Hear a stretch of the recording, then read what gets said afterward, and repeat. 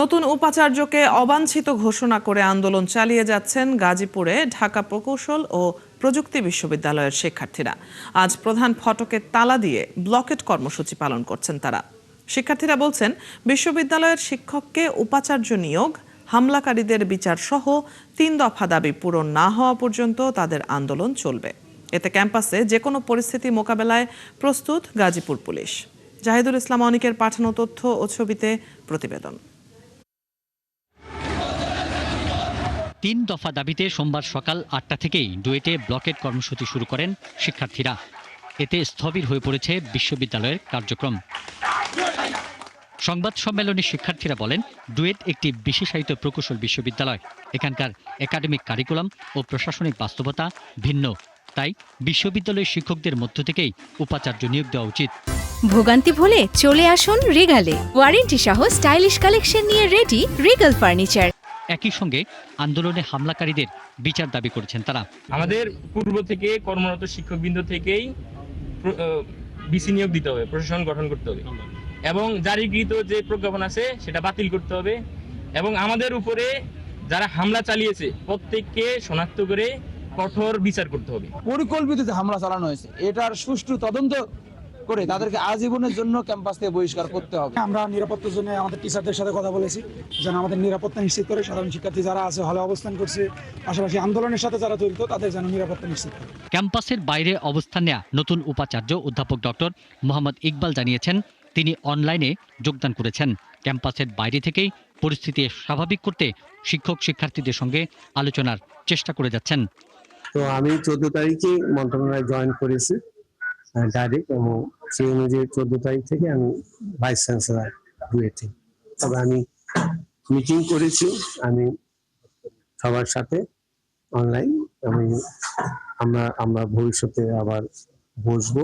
এদিকে ক্যাম্পাসে অপ্রীতিকর ঘটনা এড়াতে সব ধরনের প্রস্তুতি নিয়েছে গাজীপুর মেট্রোপলিটন পুলিশ।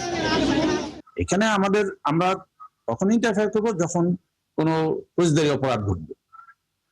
সকালবেলা কিছু সমস্যা হয়েছিল দুপক্ষের মধ্যে, আমরা সেটা ব্যবস্থা নেই। গত বৃহস্পতিবার সিলেটের শাহজালাল বিজ্ঞান ও প্রযুক্তি বিশ্ববিদ্যালয়ের অধ্যাপক মোহাম্মদ ইকবালকে ডুয়েটের নতুন উপাচার্য হিসেবে নিয়োগ দিয়ে প্রজ্ঞাপন জারি করে সরকার। কিন্তু শিক্ষার্থীদের একাংশ এর বিরোধিতা করে আন্দোলন শুরু করে।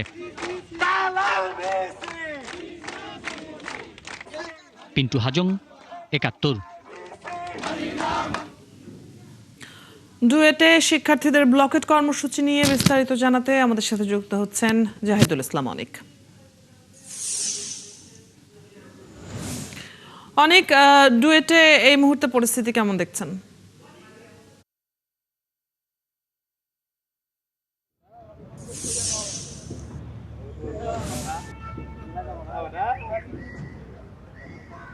ওদেরকে এই মুহূর্তে আছি গাজীপুরের জয়দেবপুরের ঢাকা প্রকৌশল ও প্রযুক্তি বিশ্ববিদ্যালয়। আপনাকে জানিয়ে রাখি, আজ কিন্তু সকাল ৮টা থেকে এই বিশ্ববিদ্যালয়ে যারা আন্দোলনরত শিক্ষার্থীরা রয়েছেন তারা ৩ দফা দাবি নিয়ে এই ডুয়েটে কিন্তু তারা ডুয়েট ব্লকেট কর্মসূচি পালন করছেন। আমরা কিন্তু দেখেছি সকালে তারা এই ডুয়েটের যে প্রধান ফটকটি রয়েছে সেই প্রধান ফটকটি কিন্তু তারা তালা ঝুলিয়ে দেয় এবং আমরা কিন্তু দেখেছি যে ৯টার পরে যারা কর্মকর্তা কর্মচারী আছেন এসেছিলেন এখানে, তারা কিন্তু বাইরে অবস্থান নিয়েছিলেন, ভিতরে তাদের প্রবেশ করতে দেওয়া হয়নি।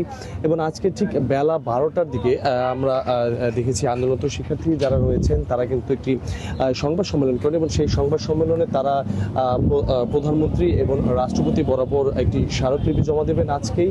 এবং তারা যেটি দাবি করছেন যে সন্ধ্যার মধ্যে যদি তাদের দাবি দেওয়া মেনে নেওয়া না হয় তাহলে কিন্তু তারা পুরো ক্যাম্পাসে কমপ্লিট শাটডাউনে কিন্তু একটি হুঁশিয়ারি কিন্তু দিয়েছেন।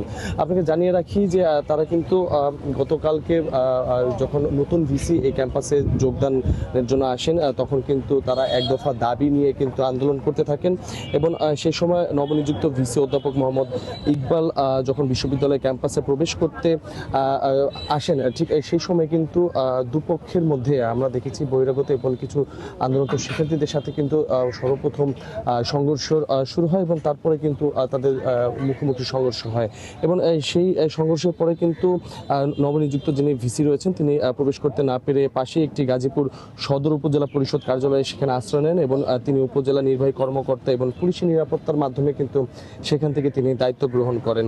এবং ঠিক তারপরে আমরা দেখেছি দেখেছি যে গাজীপুরে এই সংঘর্ষের ঘটনায় প্রায় 35 জনের মতো শিক্ষার্থীরা কিন্তু সে সময় আহত ছিলেন এবং পুলিশের তরফ থেকে যেটা আমাদের জানানো হয়েছে সে সময় 7 জনের মতো পুলিশ সদস্য কিন্তু এই ঘটনায় আহত হয়েছেন। তা সব মিলিয়ে এখন পর্যন্ত এই ডুয়েটে কিন্তু আমরা দেখেছি যে আন্দোলনরত যারা শিক্ষার্থীরা রয়েছেন তারা কিন্তু এখন পর্যন্ত তারা আলটিমেটাম দিয়ে যাচ্ছেন তাদের এই 3 দফা দাবি যতক্ষণ পর্যন্ত বাস্তবায়ন না হয় তারা এই কর্মসূচি পালন করবেন এবং এটিকে আরো যদি দীর্ঘায়ু করা হয় সেক্ষেত্রে কিন্তু তারা কিছু অনেক আপনার কাছ থেকে আমরা সবশেষ পরিস্থিতি জেনে নিচ্ছিলাম, আন্দোলনের খবর জানিয়ে দিচ্ছিলেন আপনি, ধন্যবাদ যুক্ত হবার জন্য। দর্শক, ডুয়েট শিক্ষার্থীদের আন্দোলনের খবর নিয়ে সহকর্মী জাহিদুল ইসলাম অনেক এতক্ষণ যুক্ত ছিলেন আমাদের সাথে।